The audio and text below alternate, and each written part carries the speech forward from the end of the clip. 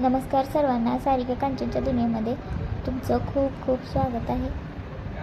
तर आता आई ॲडमिट आहे तर सगळ्यांनाच माहिती आहे. त्यामुळे सकाळी डबा देऊन आम्ही दिवसभर तिच्यापाशीच थांबत असतो आणि नंतर मग संध्याकाळी माघारी येत असतो. तर आता संध्याकाळी झाली होती त्यामुळे आम्ही माघारी आलो होतो आणि आता मला संध्याकाळच्या स्वयंपाकाची तयारी करायची होती आणि मग संध्याकाळी अजून परत डबा घेऊन जायचं होतं.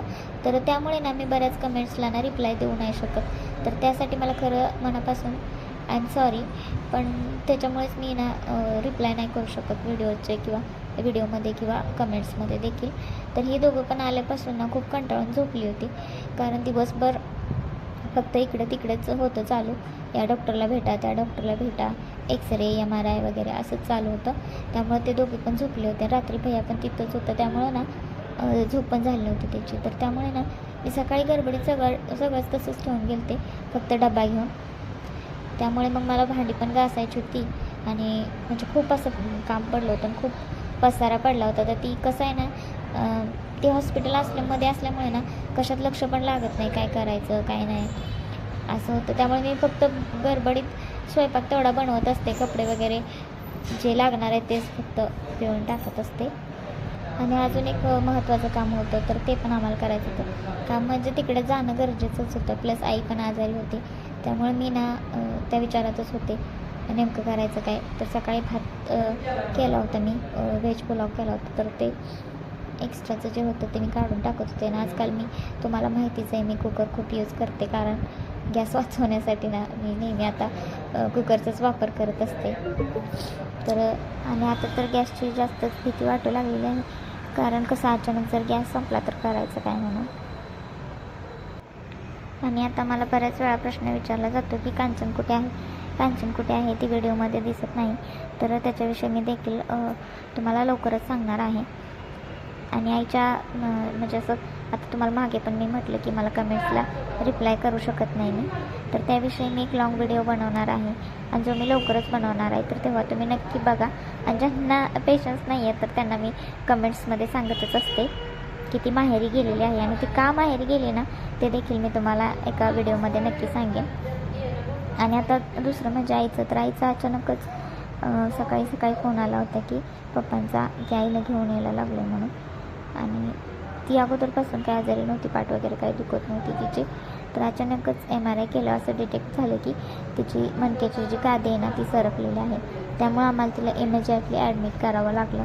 आणि त्याचमुळे ना सारखं आता खूपच ट्रॅव्हलिंग वगैरे होतं, कारण आम्ही आता सांगलीत राहिला आहे, आई मिरजला आहे ॲडमिट. त्यामुळे सकाळी संध्याकाळी असं सारखं येऊन जाऊन करावं लागतं. आणि कसं मी एकटे असल्यामुळे ना घरी स्वयंपाक करायला पण यायला लागतं, कांचन पण नसल्यामुळे ना आईपाशी पण थांबायला लागतं, असं होतं. आणि जर कांचन असती ना तर कसं एक जणीने स्वयंपाक केला असता, एक जण हॉस्पिटलमध्ये थांबली असती, असं होतं. पण आता ती नाही आहे, त्यामुळे मग आता असं कसं तरी ॲडजस्ट करायचं. तर दुसरं म्हणजे अरुंधती ताई, तर थँक्यू सो मच ताई.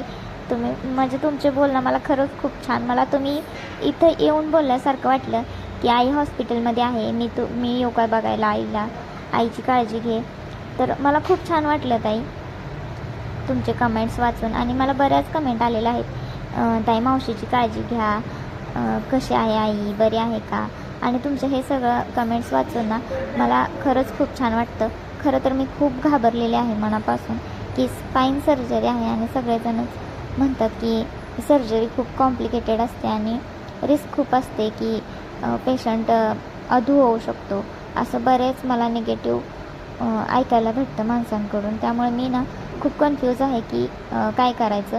तर एक्झॅक्टली त्याचं सक्सेस रेट कसा आहे आणि तुमचे काय अनुभव असतील तर माझ्यासोबत नक्की शेअर करा. आणि मला कमेंट करून तुम्ही ना नक्की सांगा की ही सर्जरी केल्यानंतर माणूस व्यवस्थित होतो की खरंच अधू होतो. पण आता तिला खरंच इतका त्रास होत आहे ना, ती सहन पण नाही करू शकत. त्यामुळे डॉक्टरांनी तर ना ऑपरेशनच सजेस्ट केलेलं आहे. त्यामुळे आता आम्ही ऑपरेशनच करणार आहोत. तर आता ना बरेच दिवस झालं ना दळण पण नव्हतं आणलं, आम्ही गावी जाणार होतो त्यामुळे. पण अचानक आई इकडं आली त्यामुळे गावी जाणं कॅन्सल झालं. त्यामुळे मग मी दळायला गेले होते, कारण भैया आणि आहो दोघे पण हॉस्पिटलमध्येच होते. आणि मला त्यांनी सोडून परत रिटर्न गेले होते. मग त्यांची वाट बघत कुठं थांबायचं, त्यामुळे मग मी दळून घेऊन आले होते, स्वयंपाक वगैरे केला. तर ह्या हॉस्पिटलमध्ये ना माझ्या बऱ्याच आठवणी आहेत. म्हणजे हॉस्पिटल बघितलं ना मला खरंच म्हणजे माझं लहानपण आठवतं. जेव्हा मी छोटीशी होते तेव्हा मला पप्पांनी इथं आणलं होतं आणि अजून पण वाटतं की अजून मी पप्पांच्या हाताला धरून इथं आलेले आहे. तर ह्या हॉस्पिटलचं ना पूर्ण म्हणजे असं बघितलं ना इतकं वाईट वाटतं. आम्ही वारंवार हॉस्पिटलला येत होतो. थोडीशी होप होती पप्पांची की माझी मुलगी खरंच बरी होईल म्हणून असं वाटायचं. आणि मग डॉक्टरांनी जेव्हा मला ऑपरेशन सजेस्ट केलं तेव्हा सगळ्यांनी सांगितलं की ऑपरेशन नका करू, जशी आहे तशी आपण हिला सांभाळूया असं म्हटले. त्यामुळे माझं ऑपरेशन केलेलं नाही. तर बऱ्याच वेळा मला विचारतात की ताई तुमच्यावर ट्रीटमेंट नाही घेतली का, ट्रीटमेंट घेतली असती तर तुम्ही बरे झाला असता. तर माझी पहिली ट्रीटमेंट ह्या हॉस्पिटलमध्ये केली होती, GS कुलकर्णीमध्ये. त्यांनी ऑपरेशन करायचं सजेस्ट केल्यानंतर आम्ही ना ऑपरेशन म्हणजे नको म्हटले, त्यात खूप रिस्क होती, त्यामुळे आम्ही ऑपरेशन केलेलं नाही. त्यामुळे ना ह्या हॉस्पिटलमध्ये ना आलं ना मला एकदम असं अगोदरच आठवतं आणि खूप मी नाराज होऊन जाते. मला अजून ती चेअर पण आठवते ज्या कोपऱ्यात मी बसले होते की डॉक्टर काय म्हणतील, डॉक्टर काय म्हणतील म्हणून. बरं असो, आता आम्ही हॉस्पिटलमध्ये आईला डबा देऊन आलो रात्री आणि सकाळी लवकर उठले होते मी, कारण आता मी मगाशी तुम्हाला सांगितलं की एक महत्त्वाचं काम होतं. तर मी सकाळी तर तीच साडी घातली होती, कारण मी दुसरी साडी घालणार होते, त्याचं मी ब्लाऊज घातलं होतं आणि त्या साडीमध्ये मला स्वयंपाक वगैरे जमणार नाही. त्यामुळे मग मी ती साडी घातली होती स्वयंपाक बनवेपर्यंत. तर इथं मी भाजी बनवून घेतलेली आहे आणि पटकन भाकरी देखील बनवणार आहे. तर आई म्हटली होती की नाश्त्यासाठी ना पहिल्यांदा उपीट करून दे, म्हणून इकडं मी भाजी टाकली आणि नंतर इकडं रवा भाजायला घेतला होता. तर तिला मी बनवलेलं उपीट खूप आवडतं आणि मला वाटतं आपल्या चॅनलवरची पहिली रेसिपी आहे उपीटची, जी मी डिटेलमध्ये नंतर शेअर करेन. आता मी व्हिडिओ फास्ट फॉरवर्ड केलेला आहे, त्यामुळे एवढं काही तुमच्या लक्षात येणार नाही. तर इथं मी गरा भाजून घेते, आपली भाजी शिजते तोपर्यंत. तर ते राहिलंच. तर आम्हाला जायचं होतं गावी, कारण माझ्या पुतण्याच्या मुलाचं पहिला वाढदिवस होता आणि बारसं पण होतं म्हणून. आणि त्यामुळे आमची पूर्ण फॅमिली सगळी एकत्र येणार होती. म्हणजे आता बऱ्याच वेळा एकत्र येते फॅमिली, पण बाहेर इकडे तिकडे फंक्शन असतात. पण हे कार्यक्रम होता ना तो आमच्या घरी होणार होता. आमच्या म्हणजे त्याचं लग्न झाल्यापासून पहिल्यांदा आमच्या घरात कोणता तरी कार्यक्रम होणार होता, त्यामुळे आम्हाला जायचं होतं. आणि त्याने खूप रिक्वेस्ट केली होती की काकू तू नक्की ये म्हणून. आणि कसं आहे ना, म्हणजे जावींची मुलं आहेत ना ते त्यांच्यापेक्षा जास्त ना आम्हाला दोघींना पण खूप जीव लावतात. त्यामुळे त्यांनी खूप मनापासून रिक्वेस्ट करत होते की काकू तू ये म्हणून, काकू तू ये म्हणून. आणि आहोंना पण म्हटलेलं नाना तुम्ही या म्हणून. तर मग त्यांचं मग ऐकल्यावर आई म्हटली ठीक आहे जा, तू जाऊन ये म्हटली. भैया आहे माझ्यापाशी, एवढं काय घाबरायचं नाही, कारण तिचं दुखतच होतं. सलाईन लावली की थोडंसं कमी येत होतं. ऑपरेशन करायला अजून 2 दिवस बाकी होते. ते म्हटले होते 6 दिवसाची फिजिओथेरपीची ट्रीटमेंट करूया आणि नंतर मग ऑपरेशन करूया.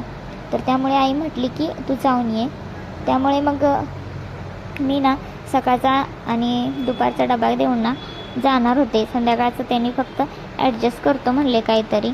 आणि कसं आहे ना, बाहेर सगळं अवेलेबल होतं, पण पप्पांना ना बाहेरची खायची सवय नाही.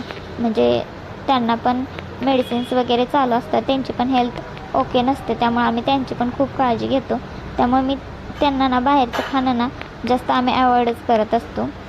हीच काळजी होती डब्याची.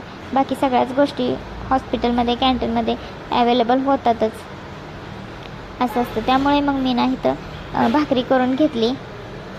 तर मी ना पहिल्यांदा म्हणजे भाकरीचा व्हिडिओ आहे, तसं व्हिडिओ आपल्या चॅनलवर आहे शॉर्ट व्हिडिओमध्ये, पण आता डिटेलमध्ये दिसणार आहे तुम्हाला की कारण मी दरवेळेस म्हणते कांचन भाकरी करते, कांचन भाकरी करते, तर तीच भाकरी करत असते. तसं मला पण छान भाकरी येतात. सुरुवातीला मला भाकरी येतच नव्हत्या, लग्नानंतर मला 5-7 वर्षांनी भाकरी यायला लागले. तर मी भाकरी छान करते का ते मला कमेंट करून नक्की सांगा. तर काल आपण शेंगदाण्याचं कूट सगळंच टाकलं होतं, त्यामुळे शेंगदाण्याचं कूट पण संपलं होतं. त्यामुळे मी इकडं शेंगदाणे भाजून घ्यायला लागलेले आहे आणि सोबतच माझं पीठ मळायचं चालू आहे. तर बाजरीच्या भाकरी करायला लागलेल्या आहे. तर त्यासाठीच इथं मी पीठ मळून घेतले. खाली ना टॉवेल अंथरून घेतला आहे, कारण कसं होतं ताट आहे ना त्याच्यामुळे ते सरकतं इकडं तिकडं, त्याच्यामुळे मी खाली टॉवेल अंथरलेला आहे, त्यामुळे ताट व्यवस्थित बसतं त्याच्यावरती. आणि अशा प्रकारे आपल्याला थोडं थोडं पाणी टाकून ना बाजरीचं म्हणजे भाकरीचं पीठ आहे ना ते व्यवस्थित मळून घ्यायचं आहे. तर सगळेच जण म्हणतात की मक्याची भाकरी करणे खूप कॉम्प्लिकेटेड असतं. म्हणजे ती हॉस्पिटलमुळे मला कॉम्प्लिकेटेड शब्द ना लक्षातच राहिला आहे. तर मक्याची भाकरी करणं खूप अवघड असतं असं म्हणतात. तर खरं सांगू का, मी पहिल्यांदा ना मक्याचीच भाकरी करायला शिकले आणि नंतर मग मी बाकीच्या भाकरी बनवायला लागले असं. तर आम्हाला आई पप्पांना ना डबा देऊन ना खूप लांब जायचं होतं तिथून, कारण माझं तुम्हाला माहिती आहे मिरजेपासून ना चिकमोहर म्हणजे जवळजवळ 70-80-90 किलोमीटर आहे. त्यामुळे मग लवकर मी स्वयंपाक आवरून जाणार होते. दुपारच्या पुढे 3 वाजता निघणार होते, कारण बड्डेच्या ठिकाणी मग 7-7:30पर्यंत तरी लवकर आम्ही पोहोचलो असतो. खरं तर आईला सोडून जाऊ ना मला जाऊच वाटत नव्हतं, पण आई म्हटली असू दे जा, काही नाही होत, मी बरी आहे, भैया आहे माझ्यापाशी. त्यामुळे मग मी जायचं ठरवलं होतं. तर कोणताही कार्यक्रम असला ना आमची फॅमिली ना खूप उत्साहाने त्यामध्ये इन्वॉल्व होत असते. म्हणजे सगळेच येतात त्यावेळेस. खूप छान वाटतं तेव्हा जेव्हा सगळी फॅमिली एकत्र असते तेव्हा. तर त्याचं देखील ना डिटेल व्हिडिओ मी आपल्या चॅनलवर नक्कीच अपलोड करणार आहे, तर तो देखील तुम्ही नक्की बघा. तर आता बरेच जण मला विचारतात की ताई तुमची खूप धावपळ होत आहे आणि कांचन कुठं आहे म्हणून. इथं भरपूर शेजारी पाजारी पण विचारायला लागले कांचन कुठं आहे, कांचन कुठं आहे, ती का नाही आली, तुझी एवढी धावपळ होते तर तिने यायला पाहिजे होतं. आणि त्यामुळे तर कसं आहे सांगू का, तिची तब्येत बरोबर नव्हती. खरं तर मला पण हे माहिती नव्हतं. मी पण त्याच विचारात होते की ती का नाही आली, का नाही आली, मला असं वाटलं होतं. पण ती खूप आजारी होती, तिला खूप विकनेस आला होता, त्याच्यामुळे मग तिला यायला जमलं नाही ह्याला. तर ती पण गावीच होती, त्यामुळे आम्ही इकडून दोघे जाणार होतो बर्थडेसाठी. आणि खरोखरच ना मला मनापासून नक्की कमेंट करून सांगा या मणक्याच्या ऑपरेशन्सविषयी, कारण या ऑपरेशनविषयी बरंच मला ऐकायला भेटले की माणूस अधू होतो आणि म्हणजे ऑपरेशन खूप रिस्की आहे. तर खूपच माझ्या मनात आणि आमच्या सगळं फॅमिलीच्या मनात खूपच भीती आहे. तर नक्की मला कमेंट करून सांगा तुमच्या जर कोणाचे अनुभव असतील मणक्याच्या ऑपरेशनविषयीचे, जे तुम्ही माझ्यासोबत नक्की शेअर करा, एवढंच म्हणणं आहे माझं. आणि बाकी हा व्हिडिओ तुम्हाला कसा वाटला ना ते मला कमेंट करून नक्की सांगा. आणि फायनली आम्ही आता पोचलेलो आहे आमच्या गावी बड्डेच्या ठिकाणी. तर हा आहे बड्डे बॉय, बघू शकताय तुम्ही. तर आता याच्या बड्डेचा डिटेल व्हिडिओ मी आपल्या चॅनलवर नक्की अपलोड करेन, तर तो तेव्हा तुम्ही नक्की बघा. आणि वन्स अगेन हॅपी बर्थडे वीर. तर भेटूया आपल्या नेक्स्ट ब्लॉगमध्ये. धन्यवाद.